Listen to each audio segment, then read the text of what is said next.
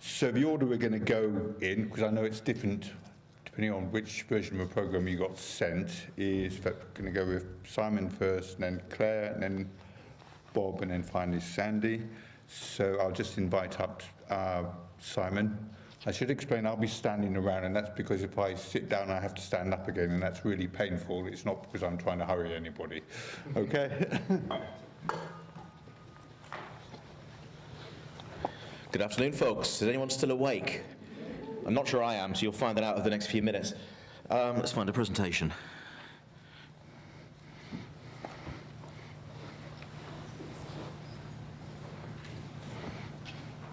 So I feel the need to caveat this slightly by saying that I have no new results here, no new data here.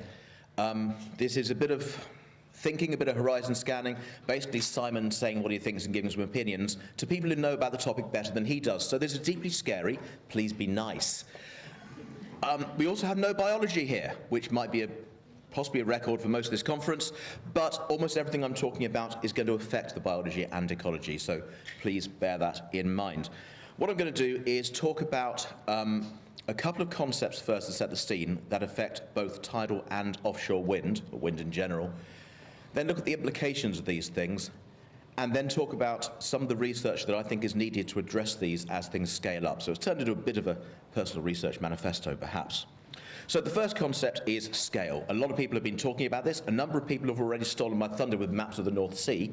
But if you've heard Alex Gilliland talking about Simon and his map, this is the map.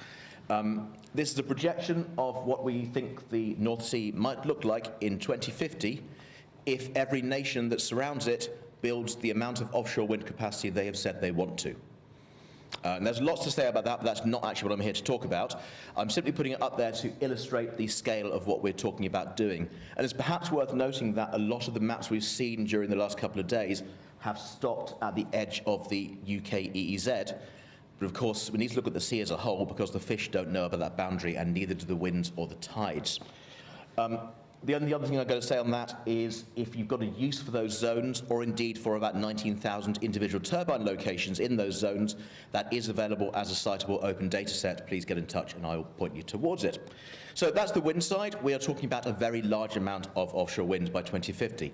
On the tidal side, we're not at that level yet, but if we ever want to reach the 10 or 11% of UK energy demand that has been talked about by various people, then we are going to have to get to very large scales. What we're looking at on the right is a model by Michaela Dominicis of the effect of putting 1.6 gigawatts of tidal in the Pentland Firth. That's a bit over 1,000 turbines probably. So that again is the scale we are potentially talking about in the future. And the other thing I want to talk about is that all these large arrays are going to have far-field effects on their environment, but not just effects. A lot of this conference we've talked about environmental impacts, but I'm talking about two-way environmental interactions. When we install wind or tidal machines, we are taking energy from the environment. That's the whole point. So of course we are affecting the environment. But that also means that the environment that we have changed, the change that we have produced, is going to affect what is available to us as well. So on the left here, we can see some work from Germany. That's a small to medium-sized wind farm at the bottom, and they've flown a plane with doing transects back and forth through its wake, and that plot is showing the wind speed. And you can see 30 or 40 kilometers of array wake there. That won't always happen. It depends very much on the atmospheric conditions, but it can happen. It has been recorded happening. Match that with the scale of things on the previous slide, you'll realize there's probably another wind farm in that wake. We'll come back to that in a second. On the other side, this is a bit more conceptual. If we have a tidal system with an island in the channel, and somebody builds a tidal farm marked A on one side of the island, then some of the flow that would have gone through that area is now going to divert around it instead. So A is getting a bit less flow than you might naively think it would, and the other channel is getting quite a bit more, which is going to increase bed stress, it's going to increase erosion, and that's all going to have effects on the ecology. And these effects might be quite small, but even if we're talking about 1, 2, 3% change, given the scale we're working at, that is big money still. So it's probably going to matter. The thing to take away from this slide is that in both cases, the tidal or wind array is causing changes in the environment at a distance, not where it is. So, implications of this. The first thing is, yes, it might cause changes at a distance where someone else has a wind farm. They might have different owners. On the left, this is back in Germany again. This is a satellite SAR radar picture of wind speeds. And you can fairly clearly see the wake that those wind farms at the bottom right are casting, the shadow they're casting on that wind farm in the box. And these researchers have married this up to SCADA data from these wind farms and noted that when they are in that shadow, when they are in that wake, they are indeed getting less energy. So this is already happening, it's already an issue. I don't know whether any cases have hit the courts or anything yet, but this seems like a matter of time.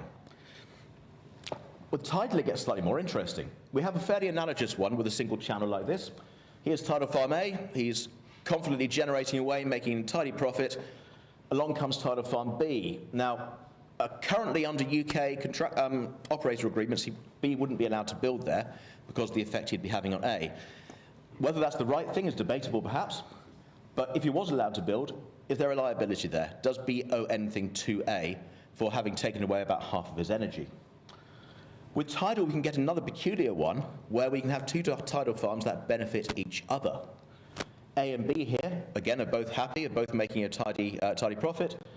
Now B breaks down for a long time, or maybe B is planned but never built. Now a lot of the flow that would have gone through A is instead diverting through the gap. A is suddenly making a lot less money. We probably can't hold B liable for not operating, but there's an issue there to be looked at. Energy versus impact is not a straightforward trade-off. We can't trade one, well, we can trade one for the other, but it's not a case if you have one or the other. If we get this right, we can get a lot of energy with a modest impact. If we get it wrong, we can get a small amount of energy with a big impact. And what I'm going to show here is a demonstration of how to get it very badly wrong. This is a silly example that nobody's going to do, but it makes the point. We have a channel here with 2 islands in it. Somebody comes along, wants to build a tidal farm. Let's put it here, they say. Great, okay. They've got a bit less flow through that farm. They've probably planned for that. There's diversion going around it. Someone else comes along and maybe isn't aware of this one when they're doing their planning, so they decide to put their farm here. And now we have 2 tidal farms getting very little energy, and we have a giant environmental impact from all the additional flow, accelerated flow, in that other channel. So we want that to not happen. What we should be doing, of course, is this. Put the 2 farms to either side of the same island. This does require planning. This requires knowledge of what else is going to be built. Now, fortunately, the layouts that give us the best ratio of energy to impacts will tend to be the layouts that are also the most cost efficient. As long as one looks at it at a regional scale, that doesn't necessarily apply to an individual installation. So in that bottom picture, either of those operators could decide to take more energy, and they would get a higher yield at the expense of the other operator and also at the expense of the channel as a whole. So we probably need a way to deal with that. This also has significant implications for impact assessments. So coming back to this picture, the environmental impact of A has just been significantly increased by the non-operation of B. So is A liable here for breaching any consent conditions? But also, how meaningful is it to do an EIA for an individual tidal farm when in fact its impacts depend on what else is built around it? Which brings us on to cumulative impact. And thinking more about wind, because it's more established, someone else yesterday, I think, had a nice slide that said EIA plus EIA plus EIA does not equal CIA. And that's the problem here. At present, as far as I understand it, what we mostly do is assume that effects add together in a linear fashion. And that, on the right, is a demonstration. That's not always the case. On the right, if we built a new tidal farm there, we would actually reduce the impacts of the total, reduce the total impact. So we've actually got complex feedback loops going on. It's not a linear summation. And we don't currently have the methods to do anything about that. We also have a slightly separate issue that, quite sensibly, whenever anyone does an EIA, they're looking at a reasonable worst case, but then you add all those reasonable worst cases together, and what you've got in the cumulative sense is probably something quite far removed from what might happen because you've added a factor of safety to each individual farm and then put them all together. And there's a nice quote there from Will Steed just saying, CIAs at present do not do what we need them to. And this one's fairly obvious. Other sea users, we've looked at that map of the North Sea. Fishing is the straightforward one. We've already seen these headlines in fishing news, and that middle one is a conference talking about the ongoing appropriation of the oceans. I'm not going to talk more about that because I know my colleague Sandy is going to talk more about that sort of topic later. Tidal side, we've not seen that yet because we haven't built enough, but it is worth noting that a lot of good tidal sites are also heavily used shipping routes, because in both cases the flow of water or the flow of ships is being channeled through a narrow constriction. That map of the inner sound is not May Jen's layout. Please don't shout at me, Fraser. That's a very old map from about 2010. What we're seeing at the bottom, though, is the traffic density map from marine traffic for the Pentland Firth. So, what do I think we need to do? I think we need the ability to plan the array locations over a whole region to optimize the energy extracted for a given level of acceptable environmental impact. We do need to understand whether the effects here are actually big enough to worry about. If not, great. But like I said, given the scales involved, even a small effect is still potentially big money. It's not going to matter right now for 10 turbines, 20 turbines. If we start talking about hundreds or thousands, then this is going to be important. If we want to be able to do this, we need to understand better how to optimize it from a technical perspective, but also we need the policy and the planning and governance systems to be able to do that, because under the current regime, you couldn't really do this. So I'm going to put that over here on this side of the screen of needing to understand this stuff. We need a way to deal with the interactions between arrays, with someone stealing someone else's wind, with all the other more complex things that can happen. We need the framework to deal with this. We need to bear in mind this will often be transnational. And we also want to explore better ways to deal with these interactions that don't involve enforcement and legal action. Are there ways that, for example, wind farms close to each other could be managed together, both from a technical design and controls perspective and in a practical sense? Can they be managed together to get the greatest total yield from the region, and then the profits apportioned sensibly, rather than each one trying to optimize selfishly? 2 more points there. As the scales carry on increasing, as I've said, I suspect that the environmental impacts of individual developments are going to be less meaningful, because the far-field effects of other developments are going to affect them, as I've shown. So we need new methods for predicting combined impacts. And I've specifically said combined, not cumulative, because we can't just add them together. I know there are people in the room who are working on that, which is great. I've got some ideas of my own. This is moving forward, which is positive. We're going to need some strategic planning to go with this. We've already discussed other reasons for needing that, but we can't possibly predict combined impacts if we don't know what's coming. So we need to know, actually, these are the farms that are going to be built in the next decade. And we have to remember this is transboundary, and I can say this now that the only member of the Scottish Government, I think, is no longer in the room. This is not a sensible way of dividing up the Pentland Firth for planning purposes in 2 or 3 separate areas. But this is the Scottish Government's current national marine areas. And it makes sense from the perspective of the shoreside jurisdictions, but nobody's told the fish about that line down the middle, and nobody's told the currents either. So my clicker stopped working on that particular moment. There we go. So we need to move from cumulative impact to combined impact, focusing on the water, not the land, and I'm running out of time. We'll skip that one, except to say, is there a better way to manage things that doesn't involve handing over control, effective control, of large parts of the sea to multinational wind developers? I don't know the answer to that. And finally, this is a load of stuff I think needs doing. I hope to do some of it. I know other people in the room are working on some of it as well. Maybe we can work together. Please talk to me. But my final message is, if we want to have this ready for 2050, we need to be working on it now. We don't want to find the industry grinds to a halt in 15 years' time because all this is tied up in the courts. Thank you for indulging me with an extra minute.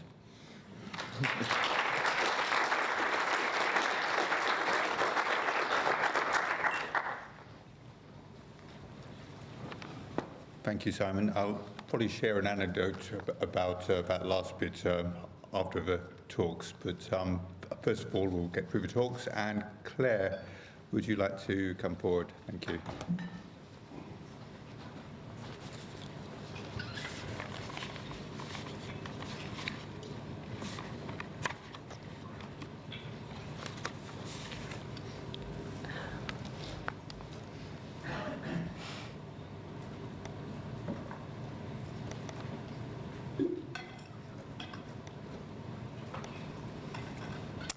Okay, so good afternoon everyone. I'm Claire Shostak and I'm from Plymouth Marine Laboratory.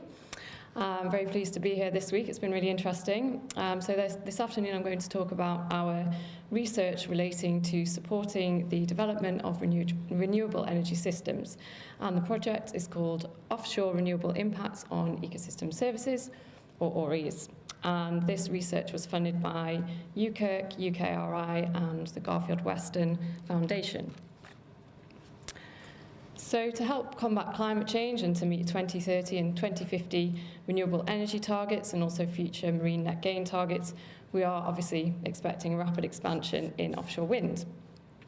Yet despite this expansion, there's uncertainty about potential net effects that developments may have, and this can cause substantial delays in the planning and consenting process. There are also inconsistencies in evidence gathering, and we do need a greater understanding of cumulative impacts. So an improved understanding of the impacts of offshore wind and how they compare with those of other energy systems is needed to support energy policy and planning decisions. And just so we're all on the same page, I'm going to define ecosystem services as the direct and indirect resources that ecosystems provide for human well-being and quality of life. And there are four main ecosystem service categories. So just briefly, we've got provisioning, which is things like food products or construction materials. We've got regulating, which could be carbon sequestration or nutrient flows or sediment flows. We've got cultural, which could be aesthetic values or human leisure activities, for example. And we've got supporting ecosystem services, which biodiversity, nutrient cycling, and habitat quality. So the existing environmental impact approach to assessing the outcomes of offshore wind or offshore energy focuses largely on negative outcomes. An ecosystem services approach moves beyond this because you can integrate the socio-ecological aspects of the whole system. And there are some tangible benefits to applying an ecosystem service approach. So it allows impacts to be reported in a single metric in a language that is accessible to policymakers and decision makers. Both positive and negative outcomes can be evaluated. It provides a foundation for monetary evaluation of both natural capital and ecosystem services, and that in itself enables cost-benefit analyses and trade-off analyses. So by mapping biophysical resources or processes onto these categories, it turns the ecosystem service approach from a broad concept into an operational tool for impact assessment. So that's the approach that we've taken in the ORES project. So to help industry and policymakers find, access and utilise evidence for decision making, we used initially data from an earlier project called DREAMS, which was done in collaboration with the University of Plymouth. And in that project, a systematic map process was used to synthesize all global primary literature on the environmental and societal impacts of offshore wind. We then also searched grey literature from the UK for the same evidence. So this search was not exhaustive, as grey literature is obviously very expansive, but we looked at selected high-level grey reports to provide a representative sample with inclusion criteria. We then extracted data from each of these evidence sources, and we extracted things like the operational phase of the wind farm that the report related to, the species or the population that was being addressed or impacted, the pressure, and also any environmental societal outcomes. So the output from this work is a published database which is available on the UKIRC Energy Data Centre website, that can be linked by the QR code on the slide. And what makes the database unique is that we've translated the reported outcomes, whether they're positive, negative, or neutral, into ecosystem services categories. And we use recognised frameworks for this, including CITES and the Millennium Ecosystem Assessment.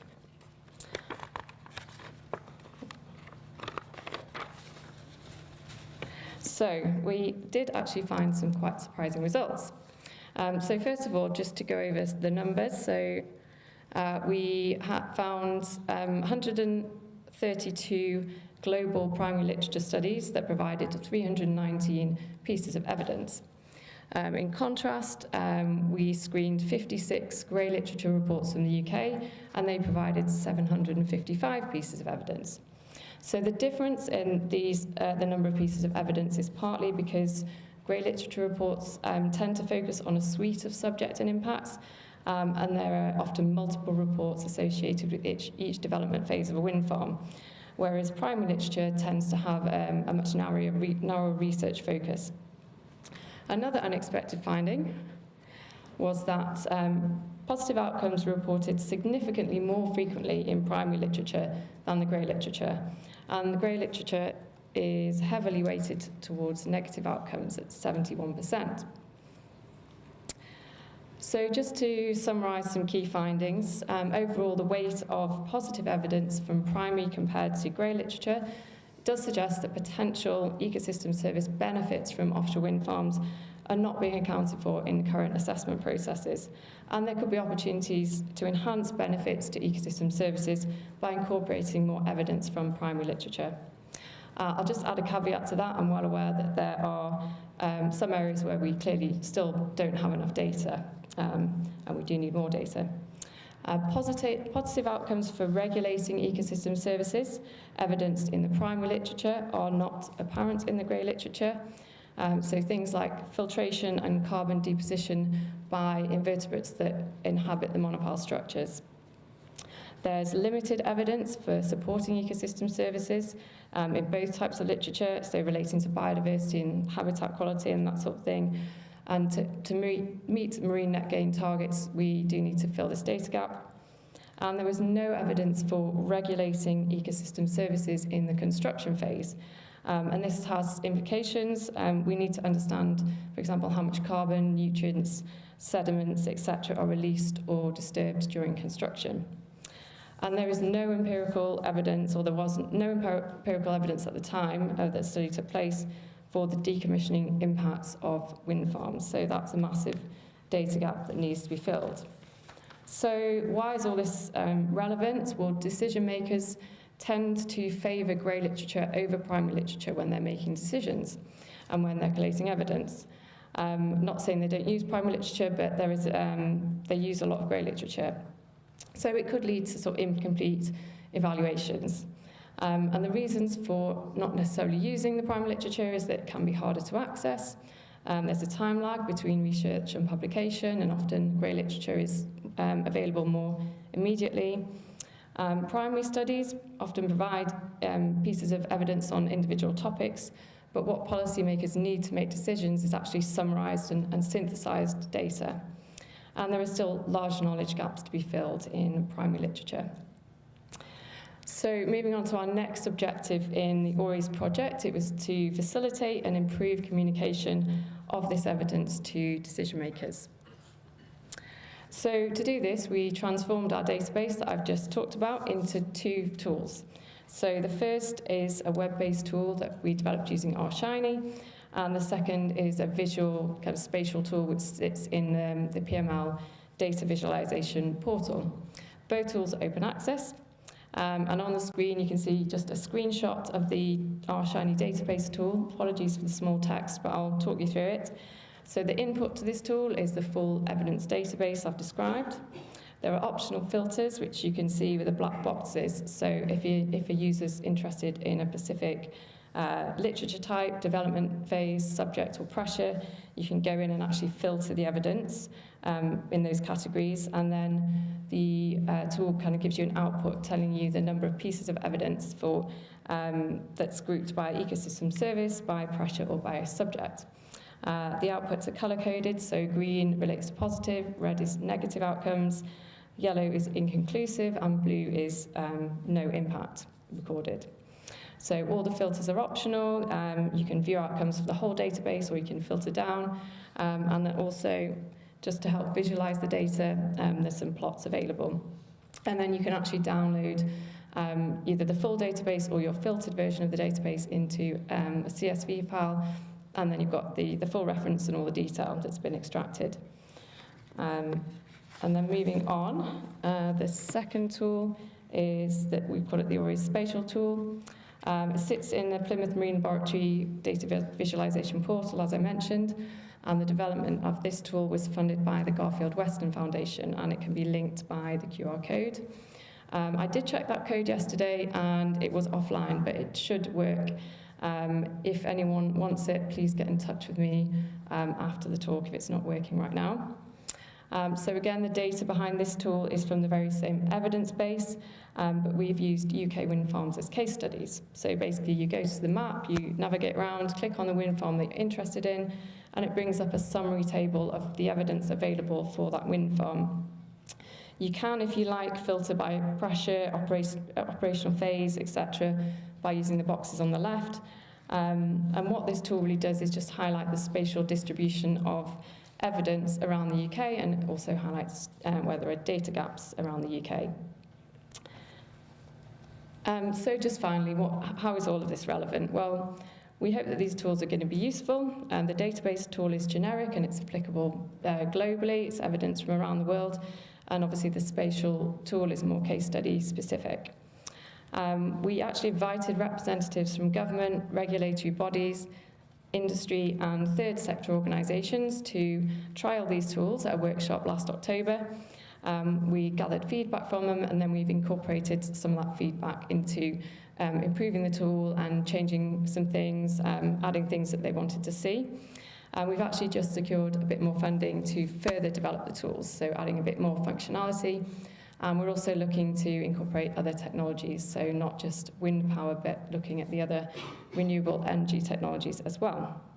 So basically, we're just hoping that this will be an outlet to provide up-to-date scientific evidence regarding the ecosystem service impacts of offshore wind, and just help to facilitate policy and planning decisions and future marine net gain approaches. And that's all I want to say. Thank you.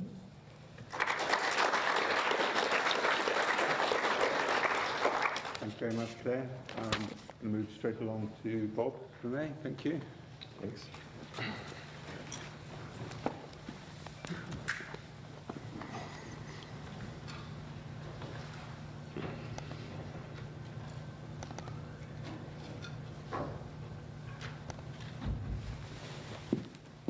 Good afternoon, everyone. Nice to be here in Orkney again. As I have said to many of you, my name is Bob. I work at the Institute of Natural Sciences in Brussels. I will be presenting work that is done or led, to be honest, by Steven de Graar, who is the coordinator of the group working on marine ecology, and that is conducted together with Robin Brabant and Laurence Fugin. These will be mainly outcomes of the WindMon.be monitoring program that I will be presenting, and it's focused on how are we anticipating offshore wind energy expansion in the North Sea. So, a map of the North Sea and what it would look like in 2050. We haven't seen that 50 times today, but it's a different map. It's an artist's impression, showing not just where the wind farms would be located, showing also where Orkney is, but showing us how these interconnector cables which would be needed and how we would actually go from national grids to offshore joint grids. And you can see Belgium, this is where we left the lights on during the night. With regards to ambitions and what is actually happening, we are at about 30 gigawatts of operational offshore wind in the North Sea right now. According to the Ostend Declaration, which was made last year, the target is actually to increase by tenfold by 2050. With incredible amounts of offshore wind in the Netherlands, partly driven by the crisis in Ukraine. So its politics is also driving very strongly what is happening. Now, Belgium, as some of you may know, has less than 0.5% of the North Sea as its marine territory, but yet somehow managed to put in about 2.3 gigawatts and making it the fifth producer of the fifth place in operational offshore wind in the North Sea. It's divided over 9 relatively small wind farms which were installed between 2008 and 2020. And yes, Simon, we have been sued by the Dutch. They have used their medieval law on onshore wind, so the stealing of the theft of wind from one wind mill to another was actually used to try and get us to tear down our wind farms. They did not succeed. Instead, they decided to build theirs right on the other side of the border. So, yeah, you get what you deserve. However, we are also engaged in the licensing of a new zone for about 3.1 to 3.5 gigawatts of offshore wind. This zone is not much bigger than the one we have for 2.3 gigawatts, so I'd like to stress that the energy density there is going to be much higher than anything we have seen. It's something that, as a science advisor, we have strongly objected, but again, policy tends to dominate. And it will also involve the construction of an artificial caisson island, which will start in April of this year. So within 2 weeks, they will start leveling the seafloor. Another challenge is the overlap of this proposed wind farm area with the Natura 2000 area. For the people from the US and Canada, that's a marine protected area. In this case, it's a marine protected area designated in part for seafloor, for the gravel beds and the rubble beds. So another challenge. We have a French wind farm right at the border. Not a Belgian thing. I put it here just because it's also quite affecting our social acceptance. And then finally, we have obligatory multi-use in our wind farms. In the existing wind farm, focus has been mainly on aquaculture of oysters, mussels, and seaweed, although they are having troubles moving beyond the pilot phase. In the new zone, it would be floating offshore wind, floating solar. So how are we dealing with this? We are going through the different stages of the grieving process. But as we are dealing with licensing, we are really trying to work on moving towards the right side of the diagram, so using the results from our monitoring to define effective mitigation and compensation if necessary. So what's Windmon.be? This is our long-term coordinated monitoring program. It's paid for by all the developers. It's been ongoing since 2005, and which probably makes it the longest continuing of marine renewable monitoring program. It's centrally coordinated, so by us, and it's executed in cooperation with a number of national universities and research institutes. It's adaptive. We allow for periodic evaluation, and we're focused not just on impact quantification, but also on understanding really the cause and effect relationships. We try to make it as spatially generic as possible, and it's really the basis that we use for defining mitigating measures. We also steal a lot of your results for our mitigating measures. There's a public right to information, especially environmental information, so all the data is open, also for people who are not living in Belgium, and we produce annually freely available reports, which we will send to you until you send us a stop email. So I'm going to highlight a few results, not everything, but we're working towards something. The first thing is on place. I had Tony's talk. I enjoyed it a lot. It reminded me that I had to highlight what Jolien did for her PhD. So she used a combination of visual diving transects, beam troll surveys, acoustic tagging, and trophic analysis of both gut contents and biomarkers to actually find out how places are adapting to the wind farm. So this is Jolien with her acoustic sensors. This is the place hiding at the edge of the scar protection, which you can also see that most of the places were found quite close to the turbines, but few on the real scar protection layer. This works. And to summarize her PhD of 4 years in 2 slides, she will probably be kicking my butt when I get back. But what did we find? She found that the place inside the wind farm were larger, that there were more females, that they were all doing quite well with regards to their nutritional conditions, so they were feeding well. But there was quite a difference in how they were feeding. The ones living on or near the scar protection had recently fed on the epifouling and also had traces of epifouling in their fatty acids. The ones living inside the wind farm but on the soft sediments had recent soft substrate praise in their gut contents, but they were still occasionally feeding on the epifouling fauna.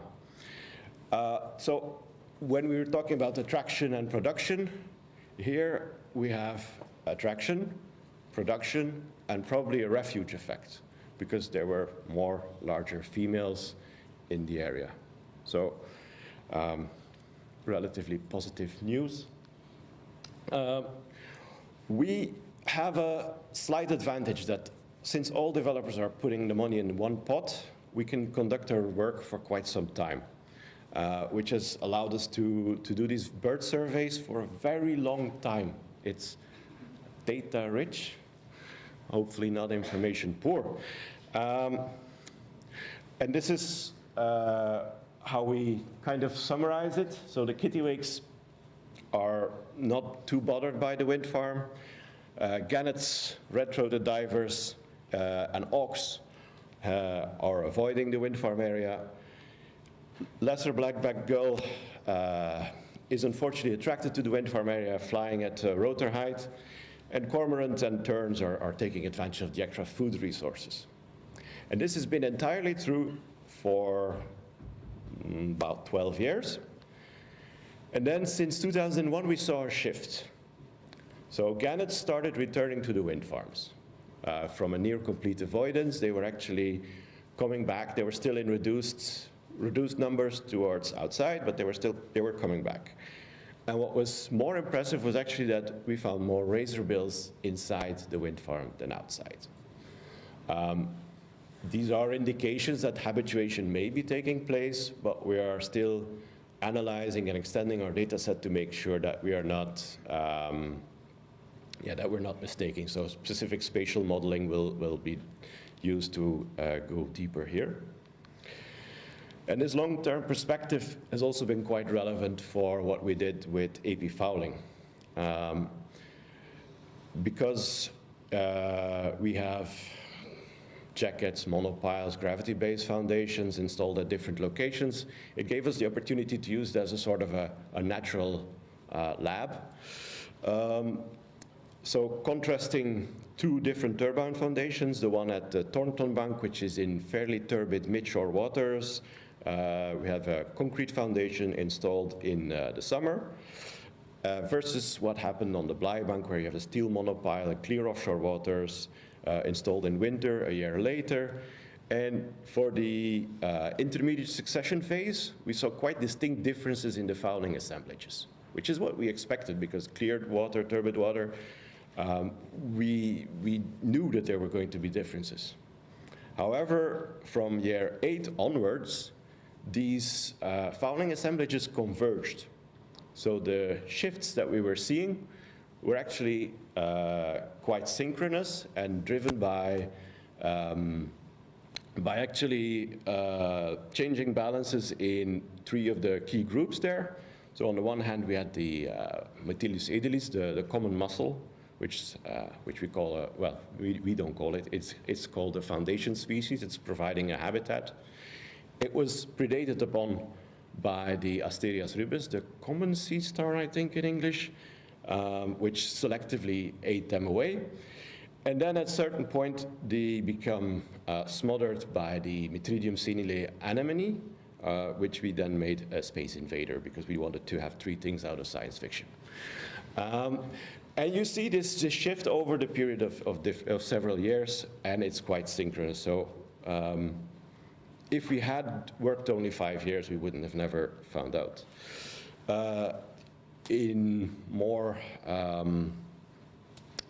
If we talk more about the soft sediment, We found organic enrichment, finding of sediments, increased richness of macrobenthos communities. This is known from elsewhere as well. So we have this finding of the sediments, especially near the turbine. And in the first years, it's really at a scale of a few meters. After about 5 years, we found this at 25 meters.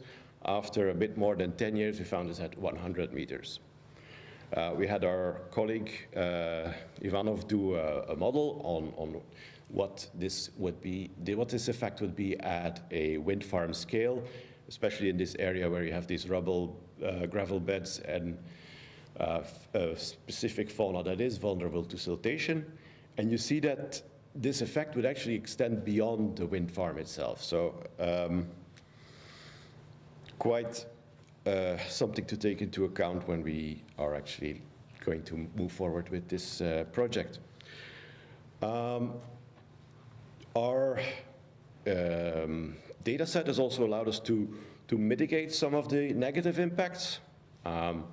One of these is what underwater sound is doing to harbor porpoises. So we have, as the wind farms were built over a period of 10 years, pile diameters kept increasing, the produced underwater sound levels kept going up, and the noise abatement became stricter and stricter and stricter.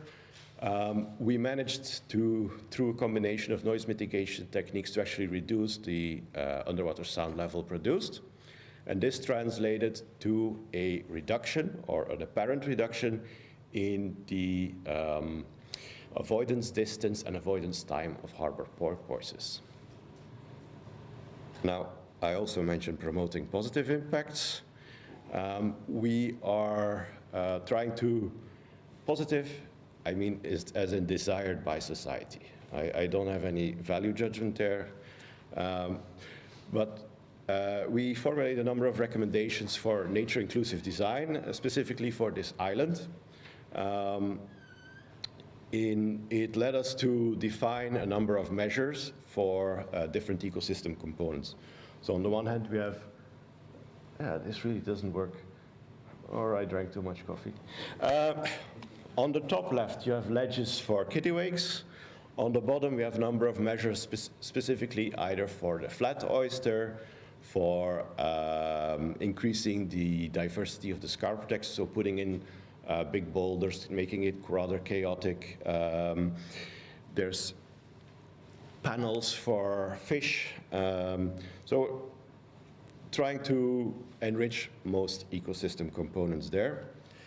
And this has led us to submit a project, nature-inclusive design measures for bird life, specifically for the black-legged kittiwake. Which is rapidly declining, as most of you know. My time is nearing, right.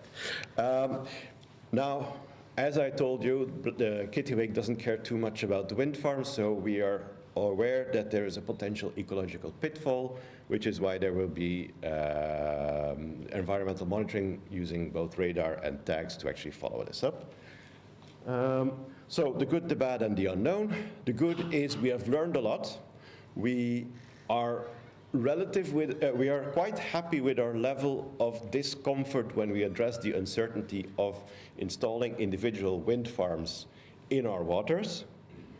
The bad, although we have a number of mitigating measures that are defined and that are probably effective, getting them implemented is proving a challenge. I'm thinking about the curtailment for migrating bats or migrating passerines, but also getting a bird corridor in this new wind farm.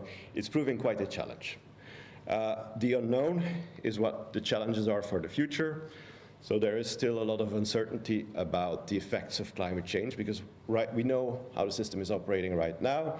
We do studies, both models and experiments, on how this will affect individual species, but how and when the different ecosystem components will be affected is rather uncertain. The rate of development, I think Simon mentioned this as well, the rate of development is very high and our research outcomes take time. Regional coordination, we do our marine spatial planning in Belgium at national level, so do most other European countries. Fish, marine mammals, birds don't know national borders, and if it's not well aligned, it will probably be less effective than we hope. True cumulative impact assessments. This is a matter of not just talking about offshore wind, which is also an outstanding challenge. Now, there is a lot of work on all of these things being done, I should say. And then finally, and this is especially, I find it quite difficult given that it looks like development is going to go ahead even though we have sincere objections. Getting these effective mitigation measures for seabirds is one of the challenges that we are dealing with. And finally, if you have any further questions, this is my email, but you can also find me. I'm the one Belgian that's running around here. Thank you, Bob.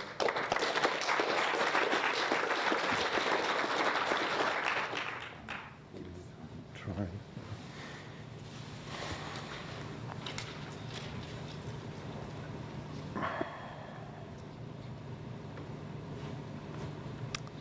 Deathly silence.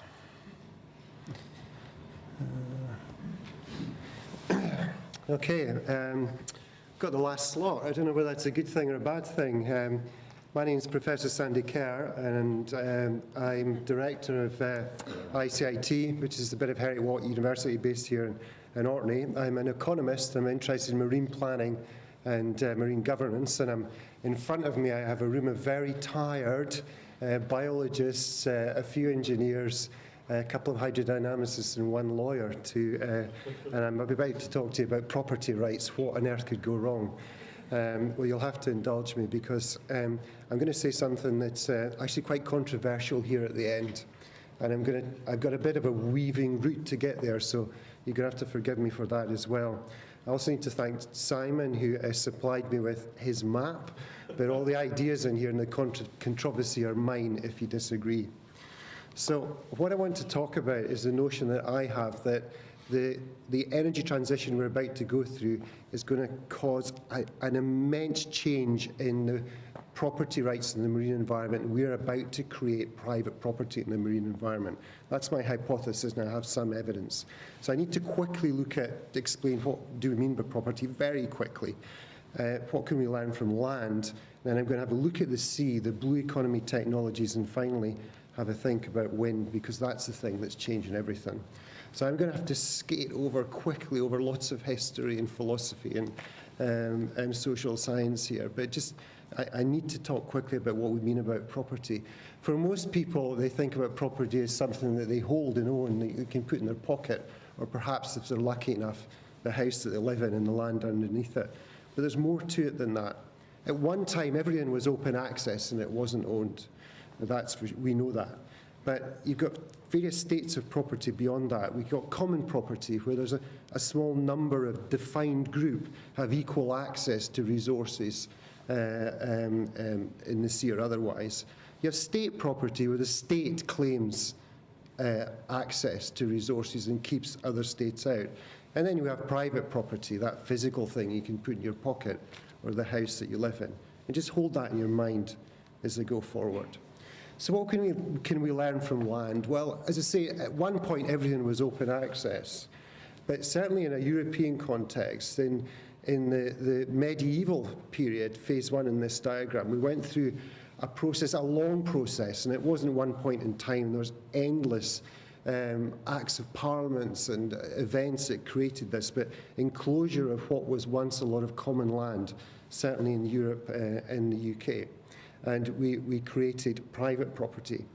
And then we exported that around the world, what I've called phase two there. So Europe went around the world, and it took this notion of private property to what we now call First Nations communities, where it was an absolutely alien concept to them. Then finally, in my third stage, is what I call the absolute dominance of private property around the world. And I think a key moment was the collapse of the Soviet system, because it was one other alternative. So in 1999, the Berlin Wall came down, and the private property started to be created in the Soviet Union. Of course, it led to our oligarchs. And then even in China, 2005, the constitution was changed to allow the private ownership of property. So it's almost ubiquitous. There's a hegemony there. But there is a pushback. And I'm going to give you a quick figure here. In Scotland, 243 people, 243 people own half of the land. Half of the land, okay? There is tremendous unevenness in this ownership around the world, and there's pushback against it. So in Zimbabwe, it's led to everywhere. In Zimbabwe, North America, Australia, even in Scotland, we've got community right to buy, where communities are trying to buy back property. But it's a difficult and painful process. So what about sea? You're sitting there, what's he talking about, creating property at sea? What's happening at sea? Well, it's been a topic of debate for a very, very long time. You go right back to 1603, some of you might be smiling, but Hugo Grotius came out with this treaty, Mare Liberum, and it was this idea, concept, that the sea should be free, remain free. And of course that suited the imperial powers at the time that were starting to want to move around the world. But it was also an issue that we couldn't control it. One aspect of property is you have to be able to physically control it. And they couldn't do that. As we moved into 17th, 18th and 19th century, we started to get a bit of control in the notion of territorial seas and what was known as the cannon shot doctrine. It was literally how far can we fire a cannon? And there was lots of variation around the world, but somewhere between 3 and 10 miles, countries claimed territorial seas. But a big change came in the 1930s and 40s, and this is where it's relevant to renewable energy. It was the discovery of oil and gas in the Gulf of Mexico. So there was resources there that were to be captured, and the technology was there to do it and control it. So in 1948, Harry Truman, just after the war, where America had really struggled in terms of supplying itself with energy, there was the Truman Declaration where he claimed resources in the continental shelf. This led to the Continental Shelf Convention, the UN Convention of the Law of the Sea, which I'm sure a lot of you are aware of, and the almost ubiquitous adoption of a 200 nautical mile exclusive economic zone and a 12-mile, in many countries, territorial sea. There are some slight differences. So this is what it looks like on a diagram, and there's a map of the UK EEZ there up on the right. If we look at it globally, it looks something like this. So the light shaded area is all claimed as state property. The stuff in dark blue is beyond national jurisdiction. Lots of interesting things happening there, and the energy transition is going to drive that as well. No time to talk about that here. Now, my hypothesis, and it's out there in the literature, and I'm not the only person talking about this, is that we are moving to a situation where we're starting to create private rights, at least in sea, that might lead to private property. The first thing to note is this is a process. We're not there now. It's a process that's underway. We did have Mare Liberum, freedom of the seas. We have had state control extension as resources have been spotted and the ability to tap into them. The technology there to exploit them has been created. And increasingly, and I'm going to look at this in the next few slides, we are creating, if not private property, quasi-property rights. We're certainly creating private rights in the marine environment.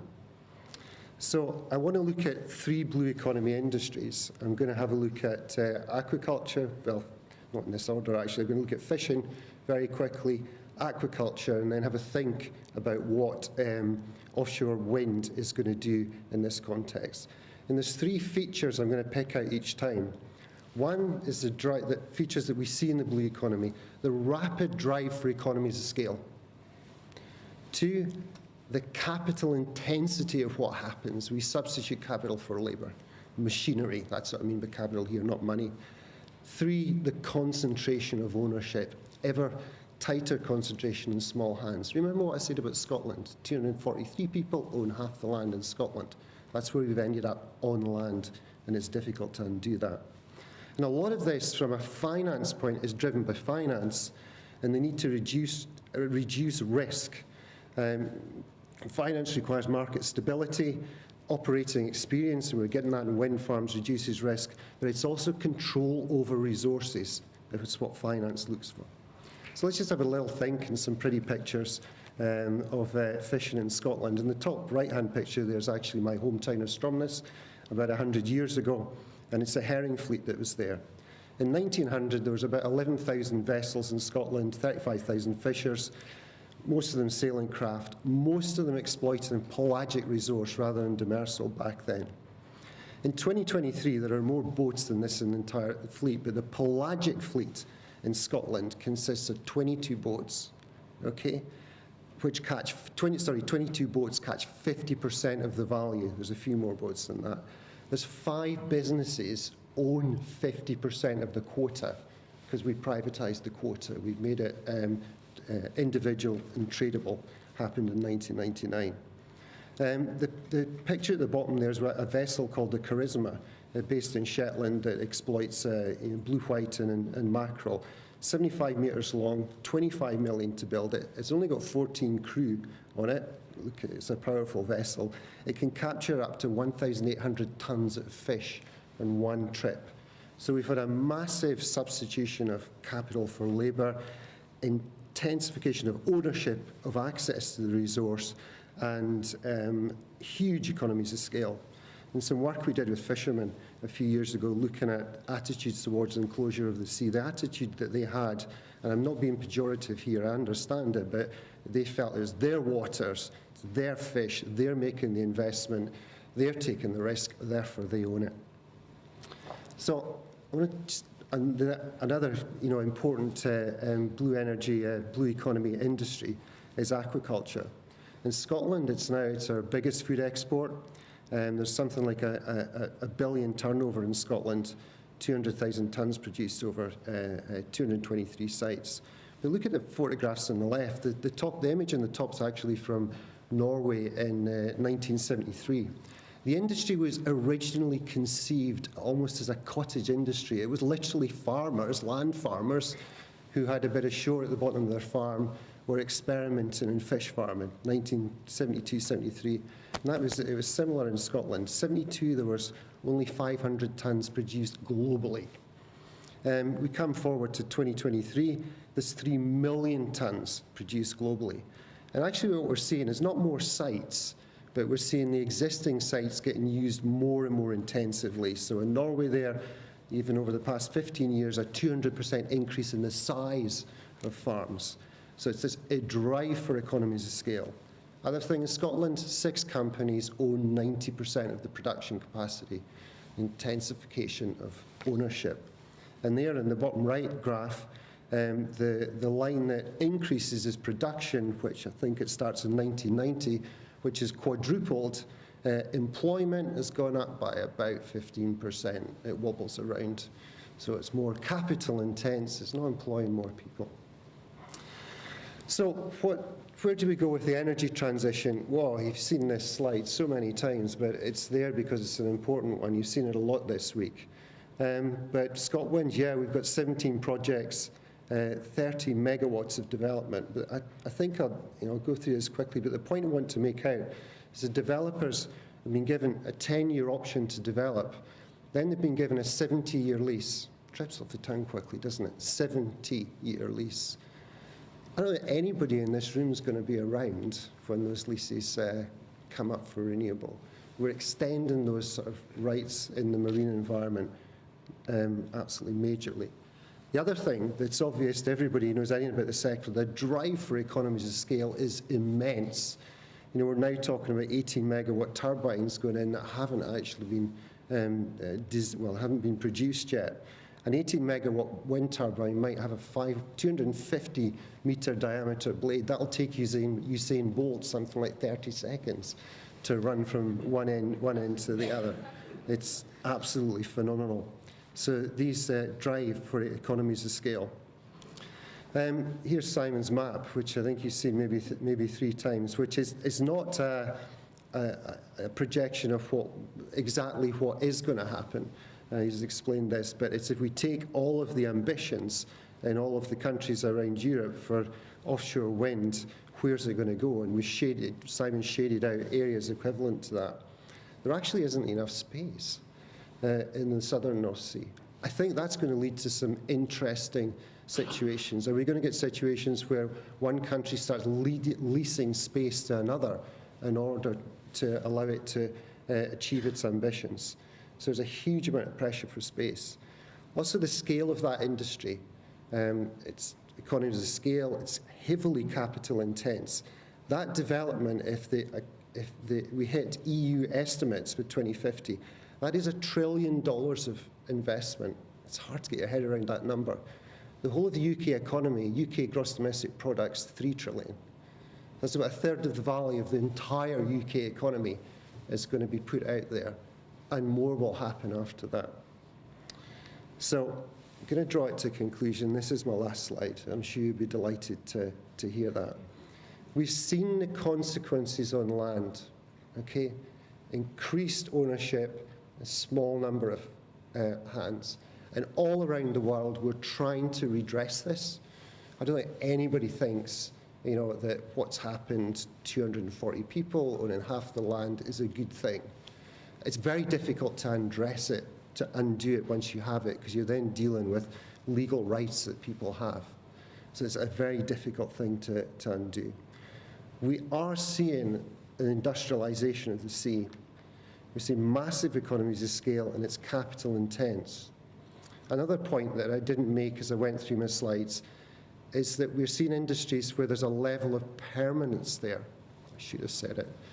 The aquaculture industry in the UK now has planning permission in perpetuity to exist there. It needs to meet its environmental consents, but it has a right to, that activity has a right to be there in perpetuity, and it is effectively that right that is being exchanged when farms buy each other out.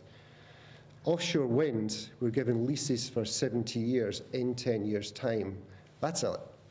It's in perpetuity effectively for everybody in this room. None of us are going to be there. The need for that energy isn't going to go away. They'll be repowered. It's permanent. It's permanent change. And this is something very different. Consolidation of the industry. The people that are there at the moment that own it will not be the ones owning it in 20 years' time. We've already seen quite a lot of that. So there will be consolidation. Investors' money will always seek control over its resource. That's how you de-risk the investment, and that usually comes in the form of property. So we don't have private property at sea in the way that we do on land yet, but my controversial hypothesis is that there is a process underway, and I think we will end up there. It's not a conspiracy, it's something that's happening. It has to happen, and that the climate change is a bigger imperative than me worrying about property rights in the marine environment. But what is clear is we're not actually having the debate about it to see what civil society wants, because it's civil society's rights that are likely to be traded away. So there's my controversial presentation, and that's me finished. Thank you for indulging me.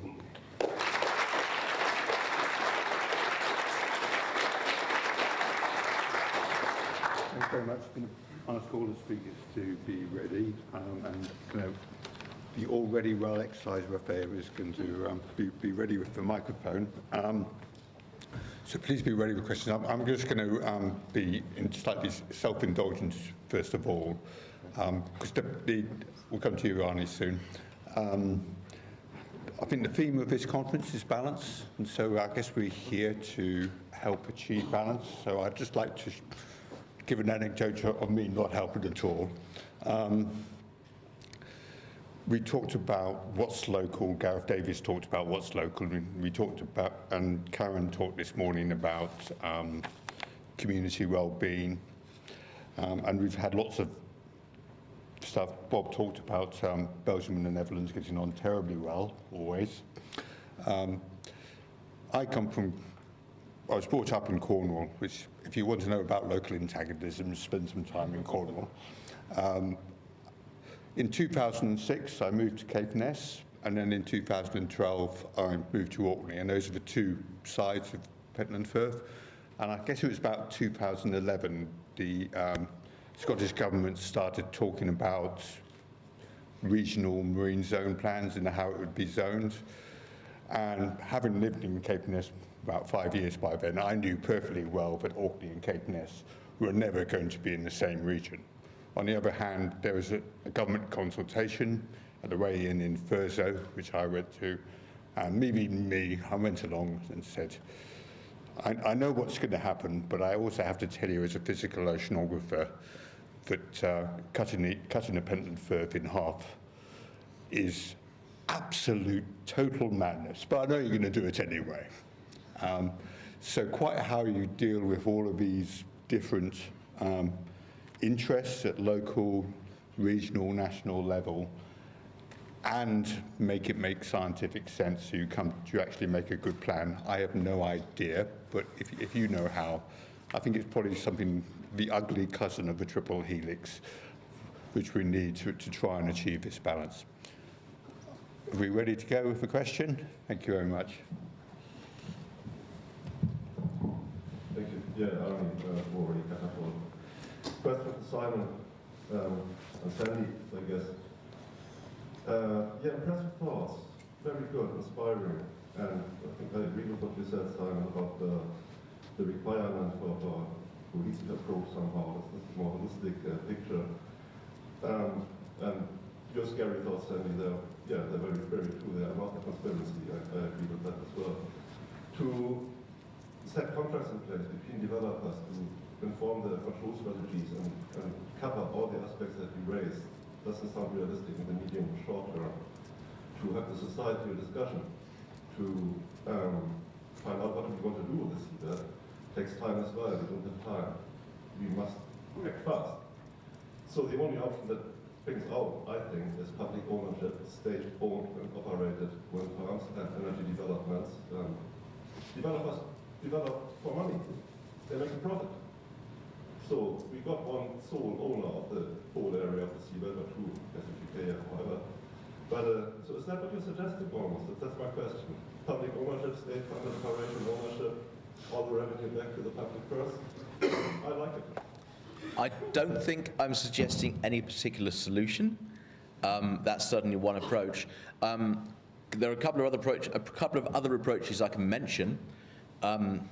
One is actually, and I'm not sure this is a successful example, if you look at UK railway franchising, that works on the basis of, we want to have these routes, these routes, these routes, these routes, now who wants to run them?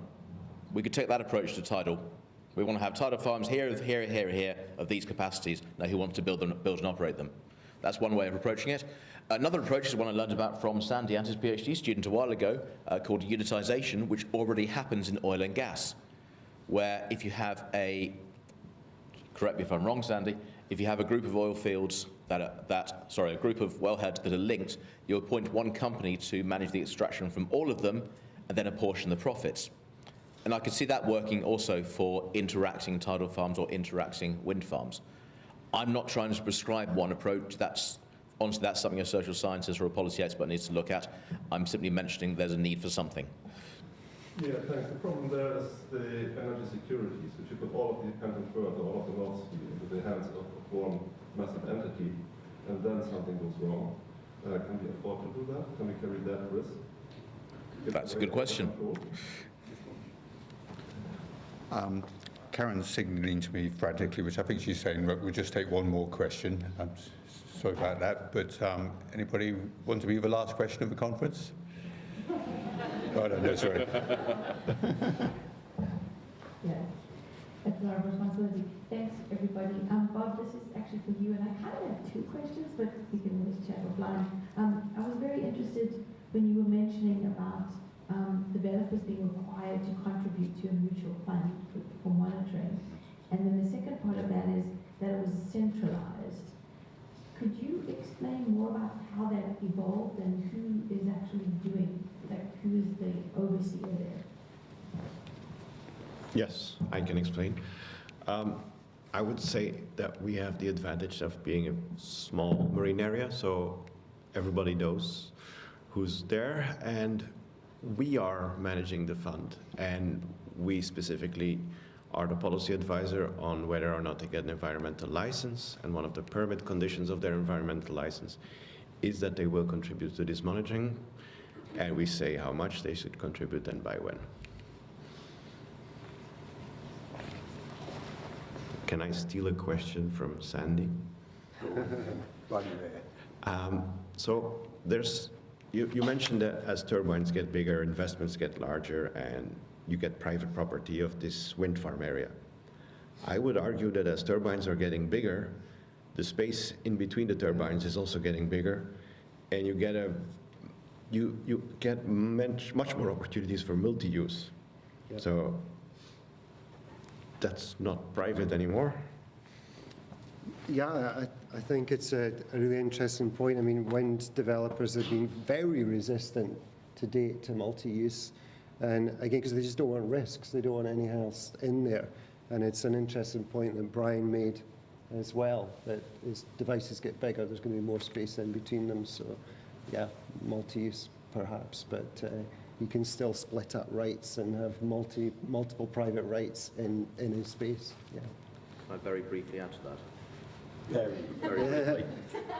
Okay, turbines get bigger, they move further apart. That doesn't get you any more energy per square kilometre. The two things cancel out, except you gain some height, so you might get some more wind. So as the spatial squeeze starts to bite, we may start to see wind turbines getting denser. And I don't know if that's what you were saying, Bob, already happening in Belgium by policy, where the developers start prioritising spatial efficiency as well as financial efficiency. Once that starts happening, those nice big gaps start to shrink again. Might make multi-use harder. Okay, I'd like to thank all the speakers, and I'm sorry we didn't have time for more questions.